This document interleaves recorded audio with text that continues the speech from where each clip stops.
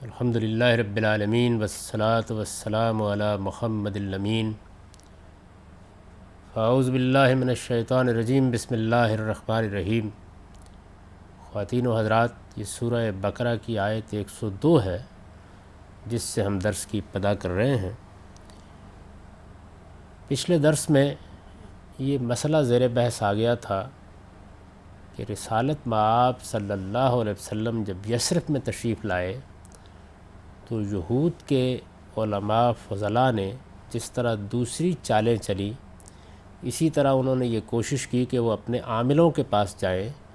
اور ان کے ذریعے سے رسول اللہ صلی اللہ علیہ وسلم اور آپ کی دعوت کو نقصان پہنچانے کی کوشش کریں۔ اس ضمن میں قرآن مجید نے 2 علوم کا ذکر کیا۔ ان میں سے ایک علم وہ ہے جسے ہم جادو یا سحر و ساحری کے نام سے جانتے ہیں، اور دوسرا علم وہ ہے جسے ہمارے ہاں بالعموم نوری علم سے تعبیر کیا جاتا ہے۔ قرآن مجید نے دونوں کا ماخذ بتایا کہ ایک میں شیاطین لوگوں سے رابطہ پیدا کرتے ہیں، اور دوسرے علم کے بارے میں یہ بتایا کہ یہ خود ہم نے 2 فرشتوں پر اتارا تھا۔ اور بابل میں چونکہ سحر و ساحری کا بہت شہرہ تھا، لہٰذا یہ ضروری ہوا کہ بنی اسرائیل کو بھی اس طرح کا ایک علم دیا جائے۔ یہ علم ایک 2 دھاری تلوار کی حیثیت رکھتا تھا۔ اس کو اچھے مقاصد کے لیے بھی استعمال کیا جا سکتا تھا اور برے مقاصد کے لیے بھی استعمال کیا جا سکتا تھا۔ بنی اسرائیل کی یہ بدقسمتی تھی کہ انہوں نے اسے برے مقاصد کے لیے استعمال کیا، اور اس میں قرآن مجید نے خاص طور پر یہ مثال دی ہے کہ ان بدبختوں نے اس کے ذریعے سے میاں اور بیوی میں جدائی ڈالنے کے تعویذ ان سے لیے۔ جو باتیں اس بیان سے واضح ہوتی ہیں ان کا ایک خلاصہ سامنے رکھ لینا چاہیے۔ اس سے یہ معلوم ہوتا ہے کہ جس طرح دنیا میں مادی علوم اس وقت غیر معمولی ترقی کر چکے ہیں، ایک زمانے میں نفسی علوم کو بھی یہی حیثیت حاصل رہی ہے۔ یہ بات بھی معلوم ہوتی ہے کہ مادی کائنات پر غور و فکر کرنے کے نتیجے میں جو قوانین دریافت ہوئے ہیں اور جن کو استعمال کر کے اس وقت سائنس نے کمپیوٹر کا اور ٹیلی ویژن کا اور مواصلات کا اور ابلاغ کا ایک انقلاب برپا کر دیا ہے، بالکل اسی طرح کی نوعیت کسی زمانے میں نفسی علوم کو حاصل رہی ہے، اور ان میں بھی جو لوگ مہارت پیدا کر لیتے تھے وہ ان سے اسی طرح کے کرش میں دکھانے کی اہلیت اپنے اندر پیدا کر لیتے تھے۔ یہ بات بھی اس سے واضح ہوتی ہے کہ انسان کو اپنے دور کے علوم سے چونکہ غیر معمولی اشتغال ہوتا ہے اور وہ ان کو قریب سے دیکھ رہا ہوتا ہے تو ان پر اسے کوئی تعجب بھی نہیں ہوتا، لیکن کسی دوسرے علم کو ماننے کے معاملے میں وہ طرح طرح کے سوالات اٹھاتا ہے۔ آج سے 2-3 صدی پہلے کے اگر کسی شخص کو اٹھا دیا جائے اور اس کے سامنے اس وقت سائنسی یا مادی علوم کی ترقی سے جو انکشافات ہوئے ہیں وہ رکھ دیے جائیں، اور جو ایجادات سامنے آئی ہیں وہ اسے دکھا دی جائیں، تو اس کے لیے شاید ان کو ماننا کسی حال میں ممکن نہ ہو۔ بالکل یہی صورتحال بعض اوقات نفسی علوم کے معاملے میں موجودہ زمانے کے لوگوں کی ہو جاتی ہے، لیکن بہرحال اس دنیا میں دونوں حقیقتیں موجود ہیں، نفس بھی ہے اور مادہ بھی ہے۔ مادے پر تحقیق کے نتیجے میں جس طرح غیر معمولی سائنسی کرشمے دکھائے جا سکتے ہیں، اسی طرح نفس پر تحقیق کے نتیجے میں بھی بہت سے کرشمے دکھائے جا سکتے ہیں۔ چنانچہ اس سے پہلے بھی میں نے ذکر کیا تھا کہ ملکہ بلقیس کا تخت اٹھا لانے کے لیے جب سیدنا سلیمان علیہ السلام نے اپنی خواہش کا اظہار کیا تو جنوں میں سے ایک عفریت نے یہ کہا کہ میں آپ کے دربار کے برخاست ہونے تک اسے اٹھا لاؤں گا، لیکن ایک ایسا شخص ان کے دربار میں موجود تھا جس کے بارے میں قرآن مجید یہ کہتا ہے کہ الذی عندہ علم من الکتاب، اس کے پاس قانون خداوندی کا ایک علم تھا، وہ اٹھا اور اس نے چشم زدن میں وہ تخت ان کے سامنے حاضر کر دیا۔ تو اس سے اندازہ کیا جا سکتا ہے کہ جس طرح اب ہم کسی شخص کی تصویر اور اس کی حرکات و سکنات کو لمحوں میں اسی طرح زندہ اٹھا کر لے آتے ہیں اور اس کی تقریر سنوا دیتے ہیں، وہ اگر کوئی کھیل کھیل رہا ہو تو وہ دکھا لیتے ہیں، اگر وہ کوئی اور اس نوعیت کا عمل کر رہا ہو تو اس کو بالکل بیان ہی لوگوں کے سامنے پیش کر دیتے ہیں اور ہزاروں میل کے فاصلے سے پیش کر دیتے ہیں۔ اس طرح کی ایک صورت ایک چیز کو اٹھا لانے کی بھی اس زمانے میں ایک علم کے ذریعے سے ممکن ہو گئی۔ اس سے یہ بات بھی معلوم ہوتی ہے کہ ہمارے ہاں جو بعض لوگ اس علم کی دکانیں لگا کر بیٹھ جاتے ہیں ان کا معاملہ بھی کچھ اس نوعیت کا ہوتا ہے کہ چونکہ اس کے پیچھے ان کے سفلی محرکات ہیں، اس وجہ سے وہ ان سے غلط کام لیتے ہیں، جس طرح بنی اسرائیل نے اس سے غلط کام لیا۔ اور علم بہر العلم ہے، اسے آپ نفع بخش مقاصد کے لیے بھی استعمال کر سکتے ہیں اور مضرت رساں مقاصد کے لیے بھی استعمال کر سکتے ہیں۔ قرآن مجید نے اسی بنیاد پر ان پر یہ تبصرہ کیا تھا کہ وَيَتَعَلَّمُونَ مَا يَضُرُّهُمْ وَلَا يَنفَعُهُمْ، وہ بدبخت اس سے ایسی چیزیں سیکھتے تھے جو انہیں نقصان پہنچاتی تھیں، انہیں نفع نہیں دیتی تھی۔ اور پھر اس کے بعد یہ ارشاد فرمایا کہ ایک بات ہر شخص کو اس طرح کے تمام معاملات میں ذہن نشین کر لینی چاہیے، اور وہ یہ کہ اللہ کے اذن کے بغیر، یعنی بائی گاڈز لیو، کوئی نقصان اگر انسان کو پہنچتا ہے تو پہنچتا ہے، اس کے علاوہ کوئی نقصان کسی علم سے بھی کسی انسان کو نہیں پہنچ سکتا۔ یہ چیز جس طرح مادی علوم کے بارے میں درست ہے، اسی طرح نفسی علوم کے بارے میں بھی درست ہے۔ اگر ایک گولی ماری گئی ہے، کسی آدمی پر کوئی اینٹ آپ نے اٹھا کر دے ماری ہے، یا اور اس طرح کا کوئی نقصان اس کو پہنچانے کی کوشش کی ہے، تو ظاہر ہے کہ وہ اسی صورت میں کامیاب ہوتا ہے جب اللہ اسے اذن دیتا ہے۔ اللہ تعالیٰ کے اذن دینے کا معاملہ یہ ہے کہ اسباب کا عالم اپنا کام کرتا رہتا ہے، جس طرح سب چیزیں ہوتی ہیں اسی طرح ہوتی رہتی ہیں، لیکن اللہ تعالیٰ مداخلت کر کے اپنے بندوں کو بعض اس طرح کی چیزوں سے محفوظ بھی رکھتے ہیں۔ جس طرح مادی چیزوں میں اگر کوئی طاقت ہوتی ہے تو اللہ اس سے محفوظ کرنے کے اسباب ہم پہنچاتے ہیں، یہی معاملہ نفسی علوم میں بھی ہوتا ہے، کیونکہ اللہ کے اذن کے بغیر، یہ بات قرآن مجید میں جگہ جگہ واضح کر دی گئی ہے، کسی کو کوئی نقصان نہیں پہنچایا جا سکتا۔ اس میں در حقیقت اہل ایمان کے لیے بڑی تسلی ہے، اور وہ یہ کہ پروردگار عالم کی ایک مجموعی حکمت اس کائنات میں کار فرما ہے۔ اس حکمت کے اندر اگر کوئی چیز مؤثر ہوگی تو ہوتی ہے، اس کو توڑ کر کوئی چیز مؤثر نہیں ہو سکتی۔ اس وجہ سے تدبیر ضرور کرنی چاہیے۔ یہ عالم تدبیر ہے، اسباب ضرور مہیا کرنا چاہیے، کیونکہ یہ دنیا اسباب کی دنیا ہے، لیکن اس بات پر بھروسہ رکھنا چاہیے کہ اللہ پروردگار عالم کے اذن کے بغیر کوئی کسی کو نقصان نہیں پہنچا سکتا۔ چنانچہ یہ بات واضح کی اور یہ بتایا کہ اللہ تعالیٰ کا طریقہ اس معاملے میں یہ ہے کہ وہ بندوں کو متنبع کرتا ہے اور یہ کہتا ہے کہ وہ اس کا خیال رکھیں، لیکن ہر حال میں بہرحال ان کی تدبیر کو اسی وقت کامیاب ہونے دیتا ہے جب اس کے اذن میں اس کی گنجائش ہوتی ہے۔ معاف کیجیے گا۔ اس کے بعد ارشاد ہوا وَلَقَدْ عَلِمُوا لَمَنِ اشْتَرَاهُ مَا لَهُ فِي الْآخِرَةِ مِنْ خَلَاقٍ، کہ وہ ظالم اس طرح کی چیزیں سیکھتے تھے جو لوگوں کو نقصان پہنچاتی تھی، نفع نہیں دیتی تھی، اور یہ جان کر سیکھتے تھے کہ جو کچھ وہ کر رہے ہیں اس کا نتیجہ یہ نکلے گا کہ پھر آخرت میں ان کے لیے کوئی حصہ نہیں رہے گا۔ یعنی اللہ تعالیٰ نے یہ دنیا اس اصول پر بنائی ہے کہ یہاں بندے جو کچھ بوئیں گے وہ آخرت میں کاٹیں گے۔ جب انہوں نے کسی علم کو غلط طریقے سے استعمال کیا اور اس سے دنیا میں کچھ فوائد حاصل کیے، لیکن اخلاقی طور پر ایک ایسا کام کیا کہ جس کے نتائج آخرت میں ان کے لیے برے نکل سکتے ہیں، تو اللہ تعالیٰ نے یہ بتا دیا کہ وہ اس سے جو نفع حاصل کرنے کی کوشش کر رہے تھے، اس نے آخرت کے اجر سے ان کو محروم کر دیا۔ وَلَبِئْسَ مَا شَرَوْا بِهِ أَنفُسَهُمْ لَوْ كَانُوا يَعْلَمُونَ۔ اب یہ فرمایا کہ کیا ہی برا تھا یہ مبادلہ جو انہوں نے کیا، کیا ہی بری تھی وہ چیز جس کے بدلے میں انہوں نے اپنی جانیں بیچ دیں، یعنی اپنی جانیں انہوں نے پیش کیں، کیونکہ اللہ تعالیٰ کے ہاں یہی جانیں ہیں کہ جو عذاب اور تعذیب سے دوچار ہونے والی ہیں،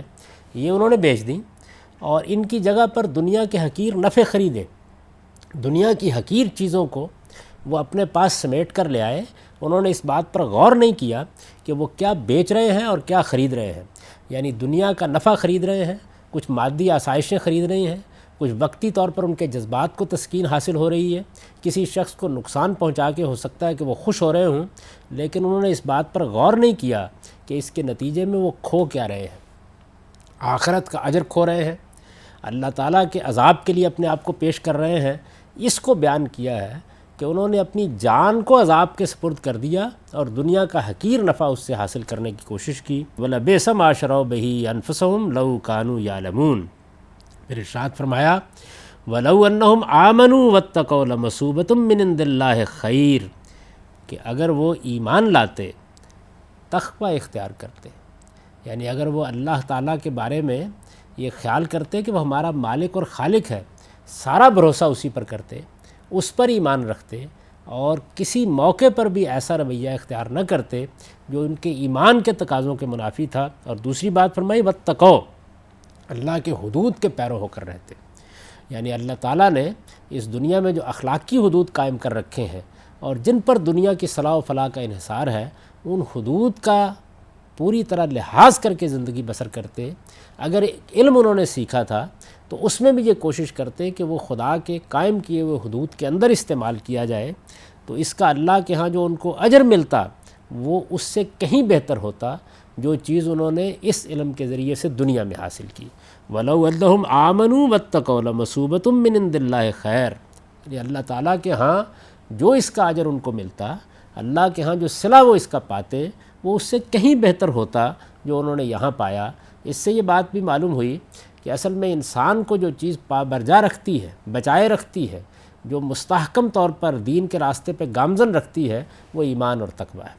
آدمی اللہ تعالیٰ پر سچا ایمان رکھتا ہو اور یہ سمجھتا ہو کہ میں اس دنیا میں امتحان کے لیے بھیجا گیا ہوں، مجھے یہاں حدود کی پیروی کرنی ہے اور میں حدود کی پیروی کروں گا تو اس کے نتیجے میں میں دنیا کی اس زندگی میں اس امتحان میں کامیاب اور کامران ہوں گا، اور اگر میں حدود کی پیروی نہیں کرتا تو میں اپنی دنیا میں بھی راہ کھوٹی کروں گا اور قیامت کے دن بھی اللہ تعالیٰ کے عذاب کے لیے اپنے آپ کو پیش کروں گا۔ اسی کو اپنی جانیں سپرد کر دینے سے تعبیر کیا ہے، یعنی انہوں نے خریدا کیا اور بیچا کیا، اپنی جانیں بیچ دیں، وہ عذاب کے سپرد ہوئیں، اور جو کچھ حاصل کیا وہ دنیا کا حقیر نفع تھا۔ فرمایا کہ لو کانوا یعلمون، if they but knew it, ہے کاش یہ جانتے، ان کو اس کا علم ہوتا، یہ اس چیز پر غور کرتے، انہیں معلوم ہوتا کہ یہ کیا بیچ رہے ہیں، کیا خرید رہے ہیں، اور اگر یہ جو کچھ بیچ رہے ہیں اور جو کچھ خرید رہے ہیں اس کی قدر و قیمت سے واقف ہوتے تو یہ طریقہ کبھی اختیار نہ کرتے، اور اگر انہیں معلوم ہوتا کہ ایمان اور تقوی کا نتیجہ ان کے لیے اللہ کے ہاں کیا نکلنے والا ہے تو کبھی یہ غلط روی اپنے لیے پسند نہ کرتے۔ اس کے بعد پھر بعض ان شرارتوں کا حوالہ دیا ہے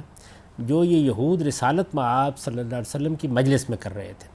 یعنی پہلے یہ بتایا ہے کہ یہ اس پستی میں گر چکے تھے کہ حضور صلی اللہ علیہ وسلم کی دعوت کے معاملے میں اپنی کتاب کی طرف رجوع کرنے اور حق و باطل کے معاملے میں صحیح رویہ اختیار کرنے کے جو ماخذ ہو سکتے تھے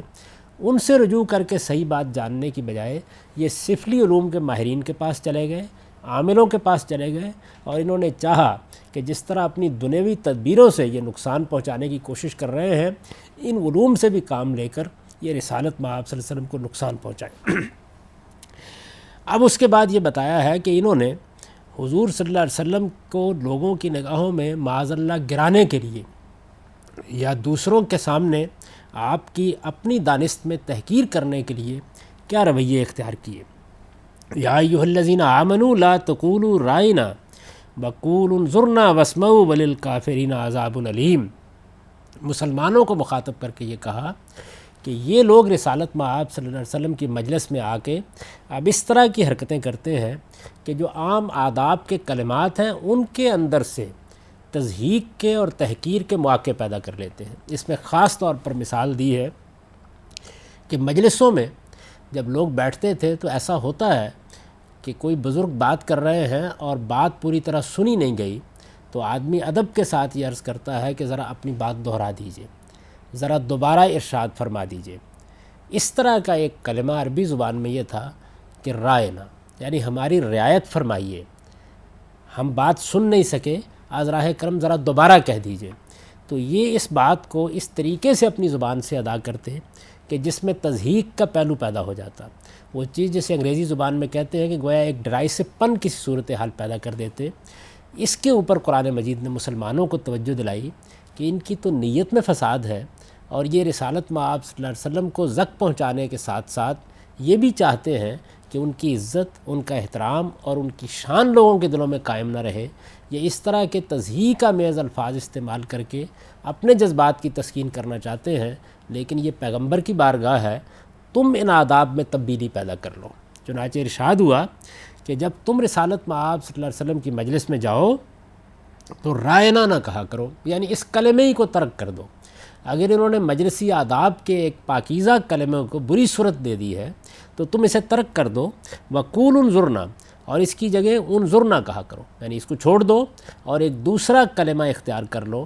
جس میں اس کا امکان نہیں ہے کہ یہ اس سے کوئی غلط فائدہ اٹھائیں گے یا اس کو کوئی غلط صورت دیں گے۔ واسمعوا، اور اس کے ساتھ یہ نصیحت فرمائی کہ بات غور سے سنا کرو تاکہ اس کا موقع ہی پیدا نہ ہو کہ اس طرح کی بات دہرانے کے لیے کہنا پڑے۔ واسمعوا کا لفظ یہاں محض سننے کے لیے نہیں بلکہ غور سے سننے کے لیے استعمال ہوا ہے، جس کو ہم انگریزی زبان میں کہتے ہیں کہ ٹیک ہیٹ، یعنی اپنے کان لگاؤ، سنو، اچھی طرح غور کرو تاکہ اس بات کو دہرانے کی درخواست نہ کرنی پڑے اور اس سے فائدہ اٹھا کر یہ لوگ رسالت مآب صلی اللہ علیہ وسلم کے معاملے میں اس طرح کی ہرزہ سرائی نہ کریں۔ وَلِلْكَافِرِينَ عَذَابٌ أَلِيمٌ، اور اس کے بعد یہ بتایا کہ اس طرح کے منکری ہیں، یعنی جو ایسی شرارتیں کرتے، اس طرح پیغمبر کی تضحیق کرنے کی کوشش کرتے، جانتے بوجھتے اپنے لیے کفر اختیار کرتے ہیں، جن کے لیے اللہ نے دردناک عذاب تیار کر رکھا ہے۔ تو اس طریقے سے گویا پہلے اس بات کو واضح کیا کہ پیغمبر کے یہاں آنے کے بعد یہود نے ان کو نقصان پہنچانے کے لیے کیا رویے اختیار کیے۔ اب یہ بتایا کہ ان لوگوں نے اگر مجلسی آداب سے فائدہ اٹھا کر رسالت مآب صلی اللہ علیہ وسلم کی شان میں اس نوعیت کی ہرزہ سرائی کا فیصلہ کر لیا ہے تو مسلمانوں کو اس موقع پر کیا کرنا چاہیے۔ اس سے یہ بات معلوم ہوتی ہے کہ پیغمبر کی بارگاہ کا اللہ کے ہاں کیا درجہ ہے۔ رسالت مآب صلی اللہ علیہ وسلم کے بارے میں اور بھی بہت سے آداب قرآن مجید میں بیان ہوئے ہیں۔ ہمیں بتایا گیا ہے کہ ہم اپنی آواز بھی آپ کے سامنے اونچی نہ کریں، آپ بات کر رہے ہوں تو آپ کی بات پوری توجہ کے ساتھ سنیں، آپ کی اطاعت کریں، اور اگر کسی دنیوی معاملے میں بھی آپ کا کوئی فیصلہ ہمارے علم میں آئے تو اس کے سامنے سر تسلیم خم کر دیں۔ یہ جتنے آداب بتائے گئے ہیں وہ ایمان کا تقاضا ہے۔ جب آدمی یہ بات مانتا ہے کہ فلاں ہستی اللہ کی طرف سے پیغمبری کے منصب پر فائز ہے، اللہ نے اس کو اپنا فرستادہ بنایا ہے اور اللہ نے اس ذمہ داری کو اس پر فائز کیا ہے، تو یہ پھر ہو نہیں سکتا کہ وہ اس کے معاملے میں گستاخی کا یا تضحیق کا یا تحقیر کا رویہ اختیار کرے۔ اس بارگاہ میں پھر ہر آدمی کو ادبی کے ساتھ جانا ہوتا ہے۔ بہت درست کہا ہے جس نے بھی کہا ہے کہ ادب کا ہیست زیر آسماز عرش نازک تر، نفس گم کردم ای آیت جنید و بایزینی جا، یعنی یہ تو وہ بارگاہ ہے کہ جس میں جنید و بایزید کو بھی ادب کے ساتھ دم ساتھ کر بیٹھنا پڑتا ہے۔ لہٰذا یہود نے جب یہ طریقہ اختیار کیا تو مسلمانوں کو رسالت مآب صلی اللہ علیہ وسلم کے ادب کو ملحوظ رکھنے کی تعلیم دیتے ہوئے یہ بتایا گیا کہ وہ اپنے مجلسی آداب میں سے اس لفظی کو خارج کر دیں جس سے یہ لوگ کوئی فائدہ اٹھانے کی کوشش کر رہے ہیں، اس کی جگہ انظرنا کا لفظ اپنے ہاں داخل کر لیں، اور اس طریقے سے اس بات کا خیال رکھیں کہ حضور کی مجلس میں بات ہی ادب و احترام کے ساتھ اور توجہ کے ساتھ سننی چاہیے کہ جس میں اس طرح کا کوئی کلمہ کہنے کی نوبت ہی نہ آئے جس سے یہ لوگ فائدہ اٹھائیں اور اس طرح کوئی غلط رویہ اختیار کریں۔ تو یہاں آخر میں یہ بات واضح کر دی کہ وَلِلْكَافِرِينَ عَذَابٌ أَلِيمٌ، یعنی اصل میں اسی طرح کے لوگ ہوتے ہیں کہ جن کو اللہ تعالیٰ پھر دردناک عذاب کے سپرد کر دیتے ہیں، کیونکہ یہ لوگ ہیں کہ جو جب ایک بار فیصلہ کر لیتے ہیں کہ ہم کو کفر اختیار کرنا ہے، نہیں ماننا، فیصلہ کر لیتے ہیں کہ ہمیں ہر حال میں مین میخ نکالنی ہے، اور ہمیں بہرحال یہ جاننے کے باوجود کہ یہ اللہ کے سچے پیغمبر ہیں ان کی مخالفت کرنی ہے، تو پھر اس کے بعد یہ دنیا میں بھی اللہ کے عذاب کی زد میں آ جاتے ہیں، اور آخرت میں بھی ان کے لیے ایک دردناک عذاب ہے جو اللہ نے تیار کر رکھا ہوا ہے۔ اب خاص طور پر اس جانب توجہ دلا دی ہے کہ مسلمان اس معاملے میں محتاط رہیں اور کوئی ایسا طریقہ اختیار نہ کریں جو ان کے ایمان کے ابطال کا باعث بن سکتا ہو۔ ان آیات کا اب سادہ ترجمہ جس طرح میں نے کیا اس کو سن لیجئے۔ ارشاد فرمایا ہے کہ اس کے باوجود وہ چیزیں سیکھتے تھے جو انہیں کوئی نفع نہیں دیتی تھیں بلکہ نقصان پہنچاتی تھیں، درا حالے کہ یہ جانتے تھے کہ جو ان چیزوں کا خریدار ہے اس کے لیے پھر آخرت میں کوئی حصہ نہیں ہے۔ کیا ہی بری ہے وہ چیز جس کے بدلے میں انہوں نے اپنی جانیں بیچ دیں، اے کاش یہ جانتے، اور اگر یہ ایمان اور تقوی اختیار کرتے تو اللہ کے ہاں جو صلہ انہیں ملتا وہ ان کے لیے کہیں بہتر تھا، اے کاش یہ سمجھتے۔ ان کے فتنوں سے بچنے کے لیے ایمان والو،